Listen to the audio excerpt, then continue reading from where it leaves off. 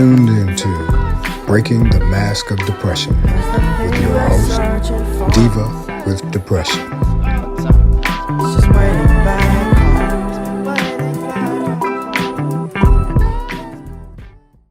Welcome to Behind the Mask with Diva with Depression. Thank you so much for joining me today. If you follow me or if you know me, you know that I always talk about my heartbeats, my babies, my daughters. And everyone is always asking me about how you parent a child with a mental illness. So since it is Suicide Prevention Awareness Month, and tomorrow is World Suicide Prevention Day, my oldest heartbeat and baby has decided to join me so we can let you in on a little bit of our lives. Welcoming my baby, Tony C. Hi, Tony. Hi. How are you? I'm good. I'm nervous.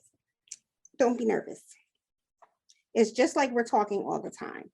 And I'm going to let everybody know that I've already given you the pep talk that, we're honest here and I didn't prep you or anything. So we're just going to get into it and start talking. Okay. So the first question that I have for you is, at what age did you recognize that something might be wrong? Okay, so it actually took me a while to get this one because I'll always say that as far back as I can remember, I always had issues kind of with emotional regulation. I've always been sensitive, things like that. I think high school, so around or maybe end of 8th grade, 14. So yeah, 13 or 14, I think, is when I really started to notice that I was just sad and lonely. But again, I think I've always had trouble kind of with my emotional regulation. So, but yeah, I guess 13. I think I kind of noticed high school. So, I've always told people that around 11th grade, I think 11th grade, but, so I guess in between those, that time frame is a good answer. What symptoms did you notice that made you think that something might be wrong or made you feel different? I was just really sad. I just felt lonely. I mean, I had a few friends, but I felt lonely. And then once 11th grade hit, I think that's just when it got the darkest. And I think that's when it was the most noticeable. So that time I just stopped caring about how I looked, late for school, grades plummeted. I stopped talking to a lot of friends. Remember, I was eating lunch in the bathroom. So I think those were the biggest times. Do you think that your friends or family noticed that there was a change? Did anybody approach you or say anything to you about it? My friends know. And I don't think that's a bad thing. I think that we're all teenagers. Nobody understands what's going on, so I don't fault them for that. I mean, I guess you noticed. I think Lauren was too young to notice. I don't think Dad noticed, but I guess it's because I think in this time I might have just started going to my first therapist around this time. So I guess it must have been some kind of like inclination that something was going on. I don't think anybody really knew how bad it was. I don't think I knew how bad it was. So yeah, I guess. So you didn't share how you were feeling with your friends, your family, teachers, counselors, anything like that? I really don't think so. Not on that. Definitely not before therapy. I really don't think that I went into detail. And I think that's just because I didn't know how bad it was. I think I thought all my problems were related to like not having as many friends or being over. Like I don't think I really knew what was going on. So unfortunately, I don't think I told many people. Did you feel like you were ashamed to share it, or it was just, you were scared to share it? You didn't know how people would react? I think it was about, I don't know, I guess scared. I mean, obviously ashamed. Yeah. I think just not knowing how to explain it, not feeling like I had a reason to be upset. I think at a certain point, within our household, Yeah. there were just a lot of things going on, and I don't think that was the time to really say anything. Or yeah, so I guess maybe scared or shamed, bad timing, not knowing how to express my feelings. Because I think even my first therapist, I barely talked to him. Yeah, he would always say that. He wouldn't talk. Yeah. And I think that's key for us to highlight the fact that you said that you didn't know how to express it. Number one, and number two, you didn't think that you felt like you had a reason to feel that way. Right. And I think that all of us go through that, and I, the three of us are always talking about it. And we always say, well, we have this, we have that, is it ungrateful to feel this way? So thank you for saying that. That's a good way to say that you just didn't think you had a reason to.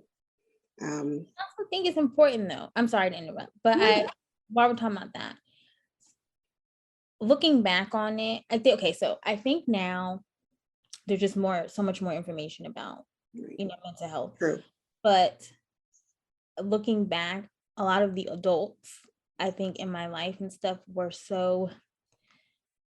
she's bratty, she's spoiled. The big thing, she's dramatic, lazy. So I think that those kind of, you start to think that there's nothing, you're just being dramatic. And I think I'm just kind of getting to the point where I'm, trying to like get rid of those adjectives. But I think that, I think that the adults need to watch what they're saying. That stuff carries. Yeah. And it's interesting. And we talk about this all the time, that my mother did that to me.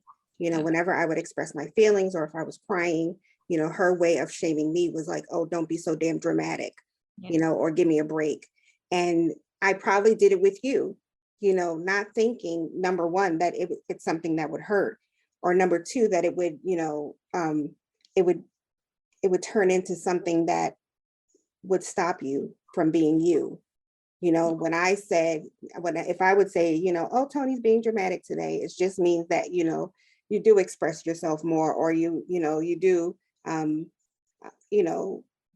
it's not dramatic. It's just you're just extra special. You talked more than Lauren did. And so, I have to apologize, like I always do, about saying that, but I just wanted people to understand that that's how I was raised with that term. And then I turned around and I did that to you, and you see how it turns out. Right. Yeah. So when was your first attempt at, well, let's start with this. When do you think that you started having suicidal thoughts?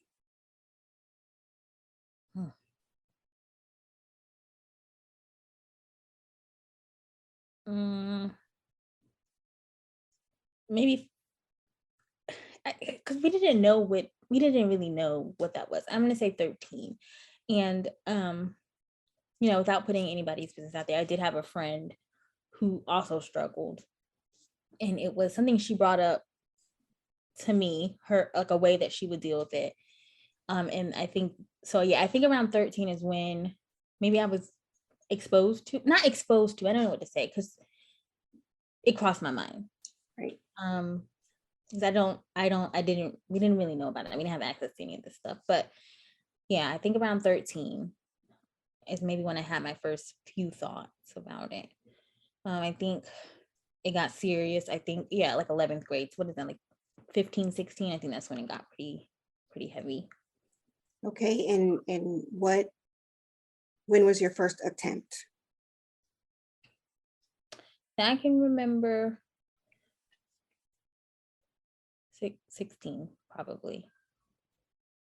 I don't know. Okay, so the issue is a lot of the stuff I kind of tried to forget. I'm gonna, the one from the first point that I can remember, I'm gonna say around 15 or 16. We were living in the second house on Red Leaf. So, oh, sorry. Okay. Yeah, so around that time. Okay. And if you want to share, you don't have to, but did you have multiple attempts? I did. So by the time I went in, I went to the hospital when I was I just turned 18. So by that time it was around Okay, 5 or 6 attempts. wow. And how did you keep that from us? No, I don't know. I don't know. Because I don't think you knew anything until I started going to therapy. Remember the therapist called you in, but um, I don't know. But that's something that nobody knew. I don't think. And um, well, number one, I'm glad that you did go to therapy. That was it was tough getting you there. But it's good that you did go. What methods, if you don't mind, did you choose? So pills. Um, I didn't know what I was doing. Okay. So in my mind, I thought you just take anything. I mean, I was taking anything, Okay. and I would always throw up after. I think the last attempt before I went to the hospital, I took, I think I was sometimes some antidepressants I was on. I think I took a Mhm. lot of those. I think maybe some stuff that you had, I might have took just anything. I did throw up that day. But the next day I just I felt weird. I felt maybe I hadn't gotten it all out. Yeah. But yeah, So is that what, did you scare yourself, or is that what made you decide to tell us? yeah, I think that's when I was like, I think I said I just need to go to the hospital. I knew that I needed to go to Yeah. the hospital. I'd scare myself. Yeah. And you know, I remember that day, and I always share with people that I really just thought that, you had eaten something, that made you sick the first time that you started throwing up. And I do think that Lauren is the one that came to me the first time to say that you were throwing up. Um, and so,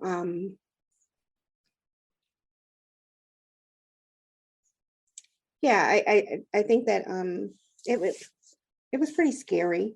And I can tell that you were scared when you finally decide to share it with us. What what were your what were you thinking, when it was finally time to, number one, tell us, and number two, go to the hospital? Scared is like an understatement because Yeah. I got there, I had to be on suicide watch. So never heard of this. Didn't know that this was a thing. You couldn't stay. So I was in there by myself with this lady. It was like a security officer outside the door. I was scared. I was scared. And then the next day, I met with a psychiatrist. Scary. I don't think I knew. There's no way that I knew it was gonna happen. And so I was terrified. I was terrified, and I know that I regretted at the time saying something. I know that. Do you remember when they put me in the what was it, the police van? Yeah, with the sheriff. Yeah. When the sheriff took me out there, first of all, I didn't want to go. Here I am about to get in the front seat. He said, no, no, no. And he put me in the back. I said, okay, no. I said, okay, no. And to share the parent side of it quickly, when you the whole experience crushed me, and I remember when they said that I had to leave, and the nurse, I just busted out crying in the hallway, and the nurse said to me, it's okay, it's okay. And I was like, no, it's not, no, it's not. And since you had just turned 18, you were no longer my child. I couldn't make decisions. And so when they came out, they didn't tell me right away that they were going to send you to a hospital. I heard them whispering at the thing, and I made a scene. I threatened the sheriff, and I told him, I was like, well, nothing better not happen to her between here and there. And we followed behind you the whole time. And I remember thinking, from the time that we got to the hospital, that, I had never let you go before. And I said, I can't imagine how lonely she must feel. My first time being in the hospital, I was, in my 30s. And it was scary for me. So I can just imagine what it's like for, a teenager to have to be in that space. Yeah, that was that was scary. I think I must have cried from the time he shut the no, I think I must have cried the entire time. And when we got there, I think it was before visiting hours. So I had to go in by myself. And I'll never forget the nurse that did my intake. She's asking me all these questions. She's like, have you been sexually abused as a kid? Like all these trauma questions. I'm like, no, no, no, no, no. And then we get to the end. And at this point, I had finally like stopped crying a little bit. And she says, okay, sweetie, there's nothing wrong. You're just a little girl that got lost. I started bawling. I'll never forget that. You never told me that. Well, Wow. I don't think she meant it In a bad way. in a bad way. I Yeah. think just, but something about it made me, I don't know. Now that I'm saying it, I'm thinking maybe, I was scared. Maybe it made me feel a little hopeful, or maybe I felt understood in the moment.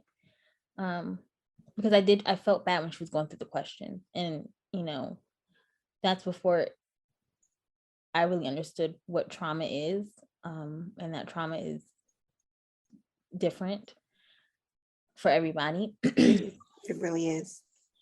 So I felt bad. Like, again, Yeah. why am I here? I don't. Yeah, but yeah, I'll never forget that. It was very scary. When I got in the room with the roommate, they took all my stuff. I said, "This is ridiculous," and I cried. I think they had to give me something to go to sleep. I couldn't sleep. So It's a scary experience. I try to share that with people all the time that, going to the mental health facility is scary. It is a lonely feeling. And you go through everything, shame, why am I here? It's a lot. I know that a lot of people, and I can't even put it in an age group. I know a lot of people that live with mental illness, they lie or don't share everything when they're inpatient. Do you think that you were truthful with the doctors and yourself while you were there? oh no, I just wanted to get Okay. out. I think maybe the next day you have to have like a group meeting or Yeah. something. And once I knew that it was dependent on me, so I had to go to group and I had to take my medications. I knew that I wanted to I did what I had to do to get out. So yeah, no, I don't think I was truthful. How did after this experience, how do you think that it affected your relationship with your friends and your family?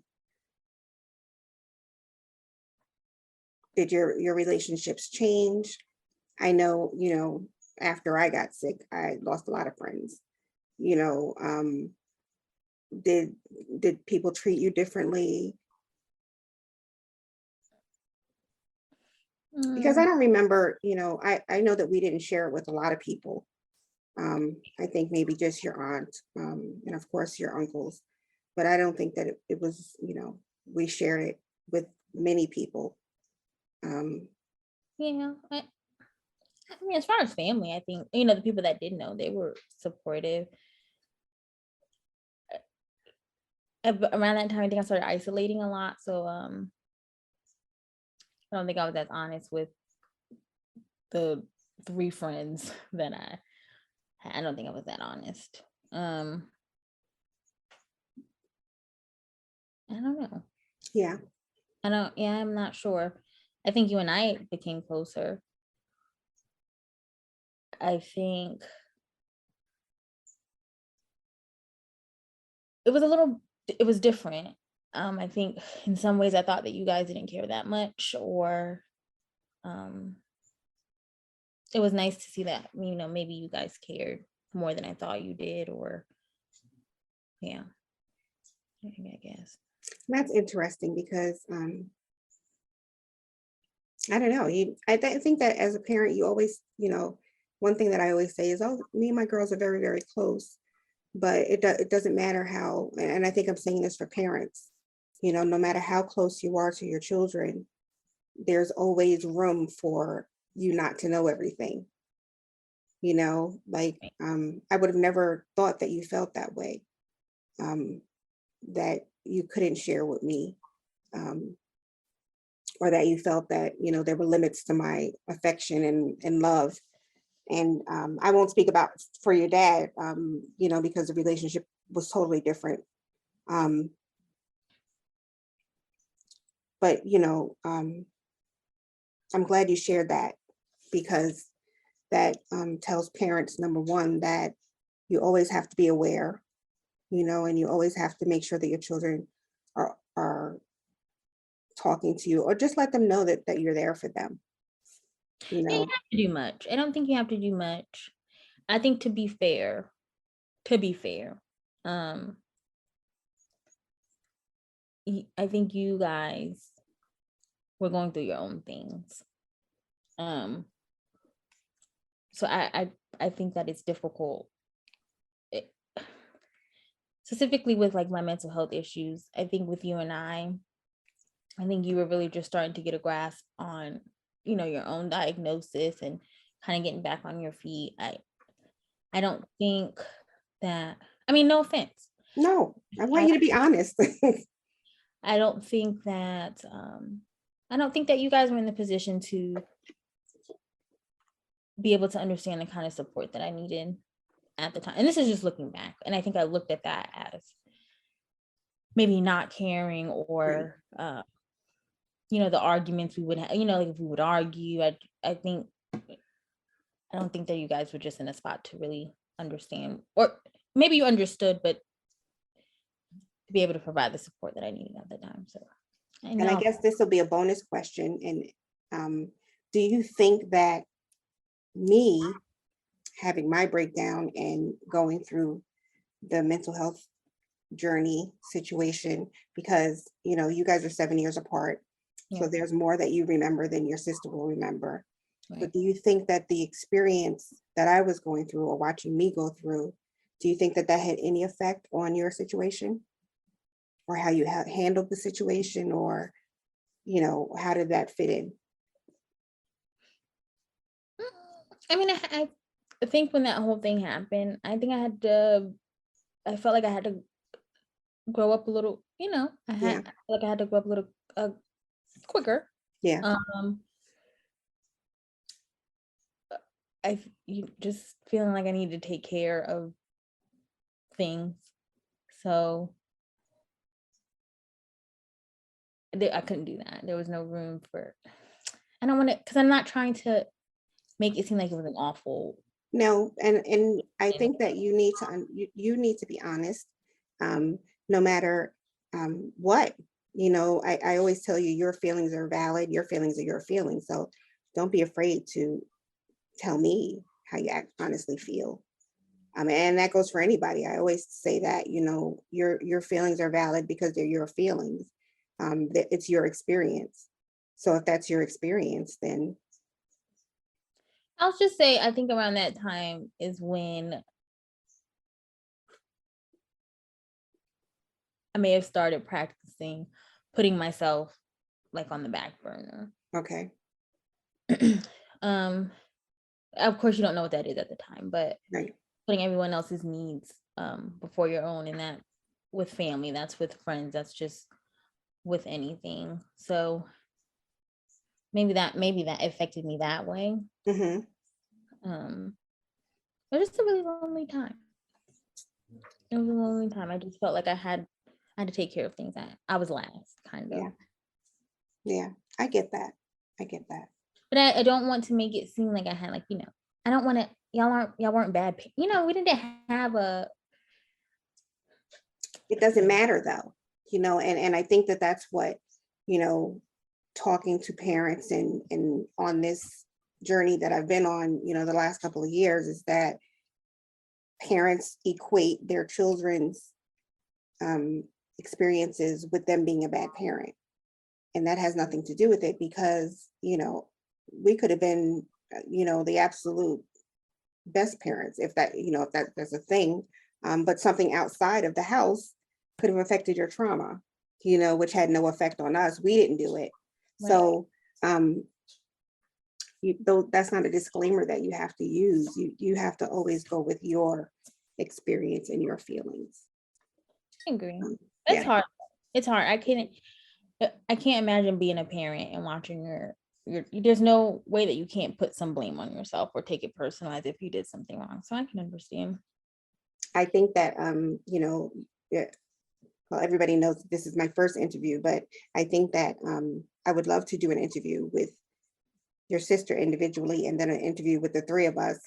And then we can talk more about how it would affect, how it affects both parties, because it's hard on both, so we'll have to think about that. I think it's a good idea. I think, we're close, but I'm sure there's some things that we probably haven't said to each other, or, I'm sure there's probably things we don't know. So yeah, I think that would be a good idea. Okay, so where are you at now in your mental health journey? Okay, so I was talking to my boyfriend about this earlier. My boyfriend's name is Justin. So I was saying that I feel like I was doing it like on a scale of 1 to 10. So I feel like at that time, the darkest time, I'm in the negatives. Okay. And I think now I can say that I'm a solid 7.5 on a good day. I think it's a work in progress. Okay. What, if you don't mind, what diagnosis have you received? Just in general or right now? Yeah. Depression, bipolar disorder, the most, I think, situational depression, or so my most recent diagnosis is ADHD, combined type, and then major recurrent depressive disorder. So those are my 2 diagnoses at the moment. And do you still go to therapy and take medication and, continue to fight through it? Yeah. I don't go to therapy. I stopped going to therapy, but I do have a psychiatrist. I am on medications. I feel like I finally found 2 antidepressants that work for me. And so yeah, I'm taking my medications every day. I'm just kind of taking it as it comes. I'm gonna have good days. I'm gonna have bad days. Right. I'm in nursing school, so that keeps me busy. I don't sit around as much. I think that helps me. It doesn't help a bit. It does help me. Because you got to get up and I gotta go. So that helps. And plus, I'm actually pursuing something that I've always wanted to do and that I'm passionate about. So it helps. It helps keep me going. And my final thing is, what will you tell a teenager or a young adult about depression, getting help, talking, suicidal thoughts? What advice would you give? Number one, I think it gets better. I think it's very hard in the moment to think that, but it does get better. Don't be afraid to ask for help. I think there's so many resources out there now. Like you can go to therapy online, what is like BetterHelp, the hotlines. There's so many like forums and chat rooms. Just you're not alone. There are people who are dealing with the same things that you are. I understand that everybody has the privilege of having like supportive family, right? And things like that. But if you do, I would talk to them. They can get you the help that you need. But I think the main thing is it gets better, and you're not alone, and you're loved. So I think that's my main thing. Well, thank you for being my first interview. You're welcome. I was the first guest. I'm nervous. My first guest, my first baby. You're the first everything. But thank you for sharing your story. I know that it's difficult, even sharing with me. So sharing with everybody is difficult, but thank you for coming on and just sharing your experience and giving hope to other people and helping your mommy. You're welcome. This was So exciting. it is. It's. I'm so glad that you did it. I'm gonna do it again. I think that this is going to help a lot of people. And because we are in a back to school season and different things, I think that this will help a lot of people. I think so. I think so. I think you're changing lives. I think you're doing great things. Oh, thank you, baby. You're welcome. Well, thank you for coming on. This has been Behind the Mask with me, the Diva with Depression. Please, please, please like and share. The world is crazy right now, and we're going through different struggles. So you don't know if information can, change one life. So like, share, listen, stay healthy, stay peaceful, and continue to keep fighting. Bye. Thank you, Tony. Welcome. Thank you.